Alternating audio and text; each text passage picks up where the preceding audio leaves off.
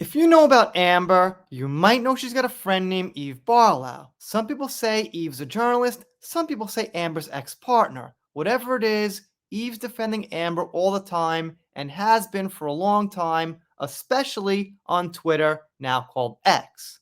The thing is, out of all the times I covered Eve, I missed this pretty big contradiction that I thought was worth going back to even at this point. Thanks to Beatrix Kiddo, who tweeted it out.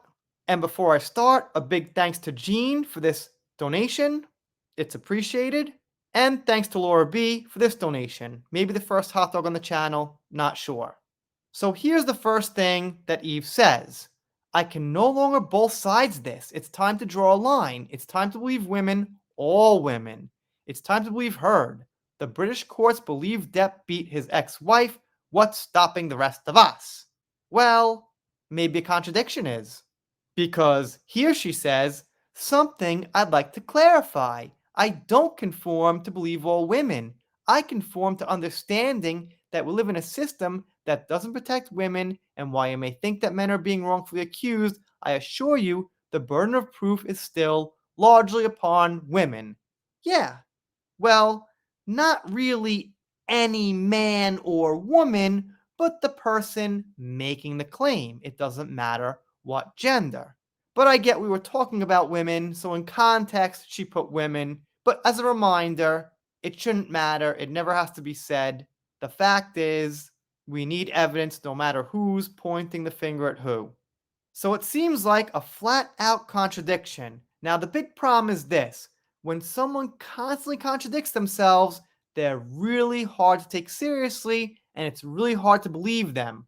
When someone's got a good track record, maybe a mistake, a contradiction here or there, that's normal, especially if they contradict something that's got some complexity to it. In this case, at the core, it's pretty simple.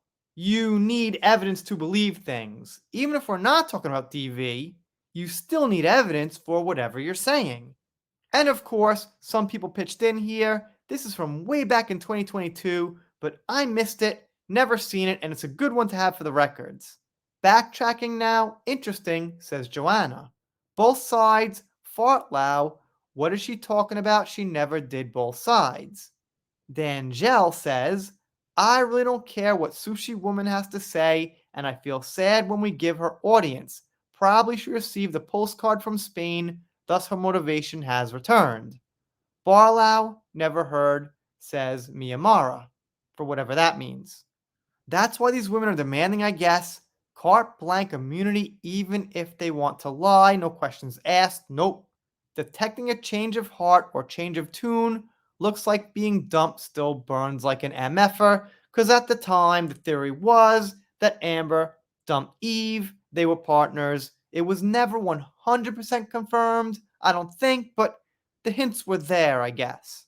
Karen says, please go away. Okay. Someone's already changing the speech, and Eulogia, if I'm saying that right, says Eve Barlow is a joke, kind of a tough name. Stephanie says, I never thought I'd say this in a million years, but I do have to agree with her that the burden of proof is put more so on women. Hint, it's because of people like AH, but I like how she changed her opinion pretty easily. So even back at that time, people were saying AH was kind of changing the air and hurting the actual victims because they'd be harder to believe. And Annie Sick of Everything actually makes an interesting point. She said it's harder for men to prove it because people don't take it seriously. If a guy says, she did this to me, it was sexual, I didn't want her to, this and that, the guy's friends are just like, shut up, dude, that must have been awesome. Like that joke on South Park when the hot blonde teacher was with the student and the cops were like, wait a minute, what's the crime? So yeah, I get the point. Men aren't taken seriously. Not the biggest problem, because that's mostly with their friends, I guess, and socially, not necessarily the law, but alright, I get it. This one here actually popped up at random from around that time, and I figured I'd cover it because it's pretty silly. I had an encounter with a raccoon tonight in the street. It came up from the gutter and stopped and stared at me, and then it went back in the gutter. What does that mean?